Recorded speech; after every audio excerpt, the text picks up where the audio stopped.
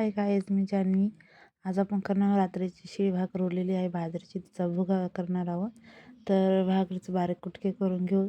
कडक असेल तर थोडं पाणी शिपडून घेऊ. खायला एकदम चवदार लागते. भिजली का म्हणजे दळायला पण सोपे जाते. मिक्सरमध्ये चांगली भिजून थोडं 5-10 मिनटं भिजून घेऊ आपण.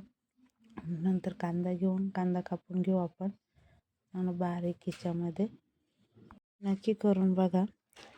आता भाकर भिजली आहे. आता आपण मिक्सरमध्ये बारीक दळून घेऊ. मिक्सरमध्ये ना अख्ख्या लसूण टाकायचं, त्याचे सालटे काढायचे आणि त्यामुळे अजून चवदार येते. आणि 10-12 मिरच्या टाकायचं. लहान पोरं खाणार असलं तर थोडे कमीच टाका. आणि बारीक आपण मिक्सरला दळून घ्यायचं आहे. ते आता आपण एका भांड्यामध्ये ओतून घेतलं. ते पूर्ण सगळा भुगा अशाच पद्धतीने सगळं दळून घ्यायचं आपल्या बाजरीची भाकर. अशा पद्धतीने सगळा भुगा आपण भाकरीचा केलेला भुगा हे करून घेऊ. आता कढई तापत ठेवली, त्याच्यामध्ये आपण तेल टाकू. तेल तुमच्या पद्धतीने तुम्हाला आवडेल तसं टाका. मी शक्यतो 3 चमचे टाकलेले एवढ्या. शेंगदाणे आपण भाजून घेऊ त्याच्यामध्ये. शेंगदाणे जास्त जाळायचे पण नाही, नॉर्मल काहीतरी भाजायचे. ते आपण काढून घेऊ आता त्या भांड्यामध्ये. मग त्याच तेलामध्ये आपण जिरे टाकू आणि कांदा टाकू. कांदा चांगला तडतडून घेऊ. कढीपत्ता टाकून आणि चांगलं परतून घेऊ. थोडासा लाल होईपर्यंत हलवून घेऊ. मिक्स करून हलायचं. आता त्याच्यामध्ये ना आपल्याला काय टाकायचं, हिंग टाकायचं आहे.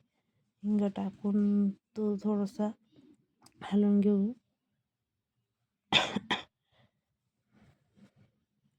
तो परतून घेऊ. त्याच्यामध्ये मग त्याच्यात टाकू हळद टाकूया. त्या हलवून घेऊ थोडीशी. मग आपण पूर्ण आणि केलेला भुगा त्याच्यात टाकून घेऊ. तो चांगला मिक्स करून घेऊ चांगला. आणि त्याच्यानंतर वरून परत थोडी हळद टाकू, कारण आपण फोडणीमध्ये टाकलेली होती ना. वरून परत असं हलवून चवीनुसार मीठ टाकायचं आहे. तो चांगला हलवून घ्यायचा, परत एकजीव करून घ्यायचा आहे. नंतर कापलेली बारीक कोथिंबीर ती पण टाकून घेऊ त्याच्यामध्ये. चांगले हलवून मिक्स करून आणि 1 मिनिटासाठी वाफवून घेऊया. आता 1 मिनिट आपलं वाफवून झालं आहे. झाकण काढून घेऊया.